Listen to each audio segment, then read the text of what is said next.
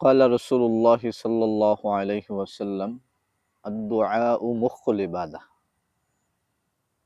জনাবে মুহাম্মদ রাসূলুল্লাহ সাল্লাল্লাহু আলাইহি ওয়াসাল্লাম বলেন, দোয়া হলো ইবাদতের মগজ।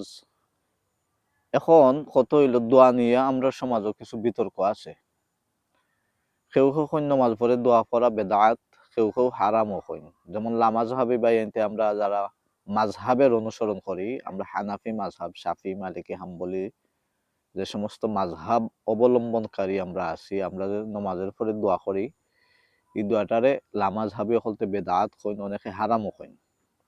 আচ্ছা যাই হোক, এটা অনেক আগ থেকে একটা বিতর্ক চললে আর এই বিষয়টা আমার মূল আলোচ্য বিষয় নাই। মূল আলোচ্য বিষয় হইল গিয়া ৫ ওয়াক্ত নমাজের পরে দোয়া পড়াও লাগবো, এলাকান কোনো হাদিস বা কোনো কথা নাই যে ৫ ওয়াক্ত নমাজের পরে দোয়া করেও লাগবো। আর ২ নম্বর কথা হইল নমাজের পরে দোয়া পড়লে দোয়া কবুল হয়, এটা হাদিসও আছে, কিন্তু হাদিসও নাই যে নাই। এর লাগে আমরা সব মসজিদের ইমাম সাহেব বলতে নমাজের পরে দোয়া করেন। যে নমাজের পরে, আমার মেইন আলোচ্য বিষয় হইল ওটা, যে নমাজের পরে সুন্নতে মুআক্কাদা আছে, বুঝছেন নি? সুন্নতে মুআক্কাদা আছে যে নামাজের পরে, আবারও কই, সুন্নতে মুআক্কাদা নামাজ যে নামাজের পরে আছে, এই নামাজের ও নামাজের পরে দোয়াটা শর্ট করে করার চেষ্টা করবা ইমাম সাহেব বলতে, বিশেষ কইরা। যেমন শুক্রবারে দেখবা ইয়া লাম্বা দোয়া, অথচ এই ৪ রাকাত সুন্নতে মুআক্কাদা, ২ রাকাত ফরজের পরে ৪ রাকাত সুন্নতে মুআক্কাদা। তো দেখা যায় অনেক লম্বা দোয়া হওয়ার কারণে অনেকেই দোয়া কইরা এই সুন্নতে মুআক্কাদা ৪ রাকাত বাদ দেয়া যায়নি, বুঝছেন নি? শুক্রবারে বিশেষ কইরা আমরা এই সমস্যাটা বেশি হয়। প্রায় মসজিদে হলতো, সব মসজিদও নাই, প্রায় মসজিদে হলতো ইমাম সাহেবে মানে জুমার নামাজের পরে অনেক লম্বা দোয়া, মানে খাইন্দা বাইন্দা একবারে মাসমি রই যায় অনেকেই।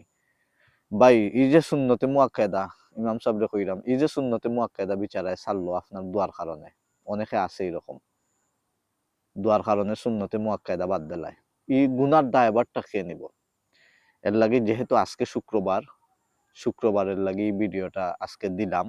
আপনারা যদি ভালো লাগে ভিডিওটা প্রচুর পরিমাণে শেয়ার করবা। আর প্রত্যেক ইমাম সাহেবের কাছে আমার দাবি ওটা যে যে নামাজের পরে সুন্নতে মুআক্কাদা আছে দোয়াটা একবারে শর্ট করে করবা, দোয়াটা একবারে সংক্ষেপে করার চেষ্টা করবা, বুঝছেন? বিষয়টা লইয়া অনেকদিন ধরে আলোচনা করতাম, মারতাম কইয়া সময় পাইলাম না, বা সময় হইলেও দিলাম না কথাগুলা। অনেক আগ থেকেও চেষ্টা করলাম। ভিডিওটা বেশি বেশি করে শেয়ার করবো, আমার অনুরোধ থাকবো সকলের কাছে যে নমাজের পরে সুন্নতে মুআক্কাদা আছে, এই নমাজের পরে শর্ট দোয়া করবা। প্রত্যেক মসজিদের ইমাম সাহেবদের কাছে আমার দাবি এবং আরজ এটা, যাতে মুসল্লিয়ানি একরাম হলতে নমাজের পরে ৪ রাকাত সুন্নতে মুআক্কাদা পড়তা পারেন। বিশেষ করে শুক্রবারই এই সমস্যাটা বেশি হয়। আল্লাহর রাস্তে এটা থেকে আমরা কিছু বাড়াইয়া হওয়া লাগবো। সকল ভালো থাকবা। আসসালামু আলাইকুম ওয়া রাহমাতুল্লাহি ওয়া বারাকাতুহু।